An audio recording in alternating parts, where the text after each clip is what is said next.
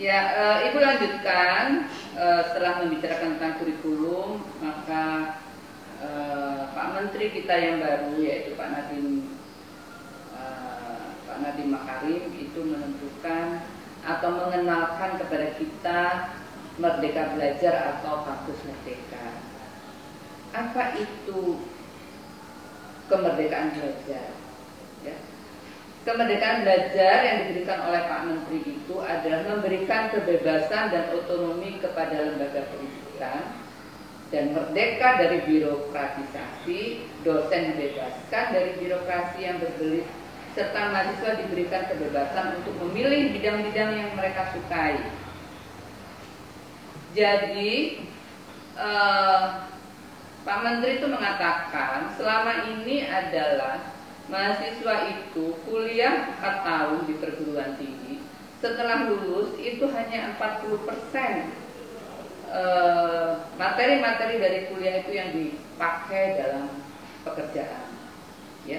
Jadi tidak 100%. Sehingga beliau mengatakan bahwa mahasiswa banyak membuang waktu di perguruan tinggi.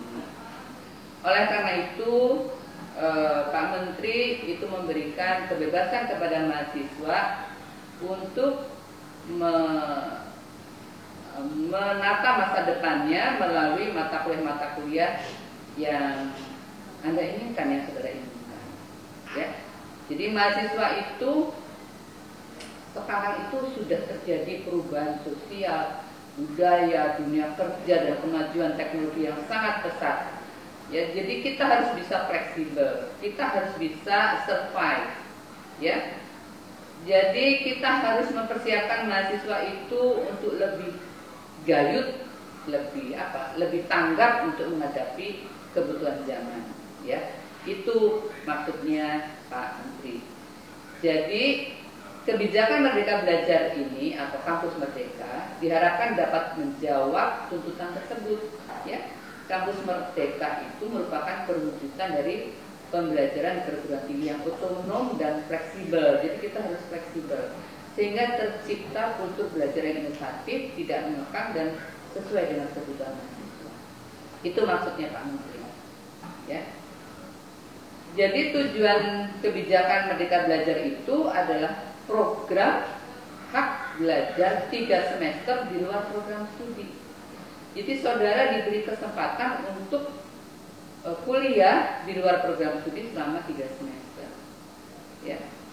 Program tersebut adalah untuk meningkatkan kompetensi lulusan baik soft skill maupun hard skill agar lebih siap dan relevan dengan kebutuhan zaman, menyiapkan lulusan sebagai pemimpin masa depan bangsa yang unggul dan berkepribadian.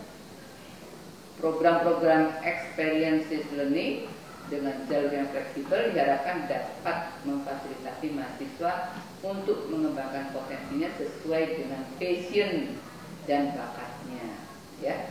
Jadi Pak Menteri ini sudah sangat paham terhadap seseorang yang memiliki passion, ya. Jadi menjadi guru biologi tidak harus sama, ya, tidak harus sama. Satu ada guru biologi yang ahli IT, ya. Satu ada guru biologi yang ahli botani, satu ada guru biologi yang ahli zoologi dan seterusnya.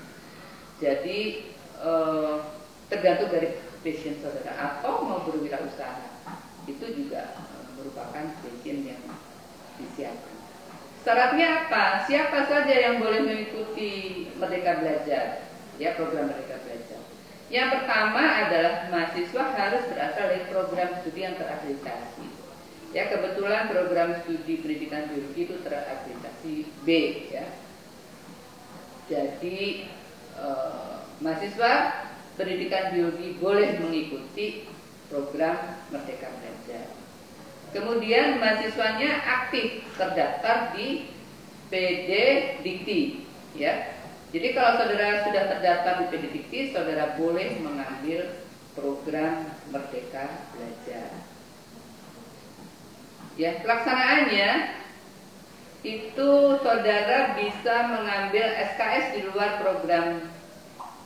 perguruan tinggi sebanyak atau paling lama itu 2 semester atau setara dengan 40 SKS. atau bisa juga mengambil SKS di program studi yang berbeda di perguruan tinggi yang sama sebanyak 1 semester atau setara dengan 20 SKS. Ya. Jadi ini maksudnya memberi kesempatan pada mahasiswa untuk mengasah kompetensinya. Ya. Nah, untuk mengambil mata kuliah atau mengambil program Merdeka Belajar ini, saudara harus merencanakan bersama dosen pembimbing akademik, ya, mengenai program mata kuliah atau program yang akan diambil di luar prodi, ya. Mendaftar di program kegiatan luar prodi, kemudian melengkapi persyaratan dan mengikuti seleksi dan mengikuti program kegiatan luar prodi sesuai dengan ketentuan perdoman akademik, ya. Nah, program ini sudah mulai semester ini, ya. Mahasiswa biologi itu ada yang mengikuti program magang, ya, program magang di SD, menjadi guru di SD itu selama 3 bulan. Itu ada 3 orang, ya, 3 orang yang dikirim untuk mengajar di SD. Kemudian juga ada yang pertukaran mahasiswa, ya, yaitu mahasiswa mengambil mata kuliah di luar program studi. Itu saat ini ada 6 orang yang tercatat. Yang daftar banyak, tetapi yang memenuhi syarat hanya 6 orang untuk mahasiswa yang mengambil mata kuliah di luar program studi. Ya. Jadi bentuk-bentuk kegiatan itu ada bermacam-macam. Ya, ada 8 macam. Yang pertama pertukaran pelajar. Sebenarnya kalau tidak musim pandemi begini, saudara bisa pertukaran pelajar. Misalnya, Bu, saya pengen kuliah di UNJ misalnya, Jakarta 1 semester. Tapi kita harus tukar, ya, mahasiswa UNJ juga ada yang kesini 1 semester. Gitu. Ya. Kita, Bu pengen kuliah di Untidar. Untidar itu di mana? Di Jawa Timur kalau nggak salah. Ya. Ada mahasiswa yang tidak kesini, saudara kesana, itu namanya pertukaran pelajar. Ya. Kemudian ada magang atau praktek kerja seperti tadi yang saya ungkapkan, ada mahasiswa kita yang praktek kerja di SD selama 3 bulan. Nah, itu setara dengan 5 SKS, ya, setara dengan 5 SKS. Nah, itu adalah program pemerintah. Kemudian saudara juga bisa mengikuti asistensi mengajar di satuan pendidikan. Misalnya saudara bisa melakukan asistensi mengajar di SMA selama 1 semester. Itu setara dengan 20 SKS. Ya. Kemudian atau saudara bisa melakukan penelitian atau riset, misalnya di LIPI atau di lembaga-lembaga, misalnya di Departemen Pertanian atau di mana yang saudara mau, dan sesuai dengan capaian pendidikan di jurusan biologi, pendidikan biologi, maka saudara akan diizinkan. Ya, itu juga bisa diambil 1 semester magang, itu bisa setara dengan 20 SKS. Kemudian proyek kemanusiaan, kemudian juga ada kegiatan wirausaha, ya, bisa magang di situ. Kemudian ada studi proyek independen, ya, dan membangun desa. Dia membangun desa, misalnya ada kuliah kerja nyata tematik, itu bisa 3 bulan, bisa 4 bulan, ya. Itu juga setara dengan 20 SKS kalau memenuhi, ya. Tapi kalau 20 SKS itu sama dengan 1 minggu itu saudara harus bekerja di sana sekitar 170 jam, ya, kalau nggak salah begitu. Sehingga ada hitung-hitungannya. Kalau misalnya saudara sehari hanya 8 jam, itu dihitung dengan berapa SKS, gitu, ya. Jadi itu adalah bentuk-bentuk kegiatannya. Ya. Ini ada contoh, mudah-mudahan nanti ditayang juga, ya. Pertukaran pelajar antar program studi pada perguruan tinggi yang sama. Contohnya di sini itu adalah prodi desain produk. Maka kita harus lihat capaian pembelajaran. CPL-nya apa? CPL-nya mampu merancang produk. Yang kedua, mampu mengevaluasi objek desain. Dan yang ketiga, mampu menyusun dan menyampaikan solusi desain secara visual. Maka mata kuliah tambahan yang diperlukan adalah mampu menyusun analisis dan menginterpretasi rencana keuangan. Ya, kemudian mampu melaksanakan fungsi pemasaran, kemudian mampu merancang program dalam bidang periklanan, maka mata kuliah harus diambil di prodi mana? Yaitu misalnya menyusun analisis dan menginterpretasi rencana keuangan, dia bisa ambil di akuntansi, ya. Kemudian melaksanakan fungsi pemasaran, oh dia harus ambil di manajemen misalnya. Kemudian dia harus mampu merancang program bidang periklanan, maka dia harus ambil di prodi komunikasi. Seperti itu, ya. Jadi sesuai dengan kebutuhan saudara sekalian. Kemudian ada pertukaran program studi perguruan yang berbeda, perguruan tinggi yang berbeda, ya. Misalnya nih contohnya adalah kehutanan.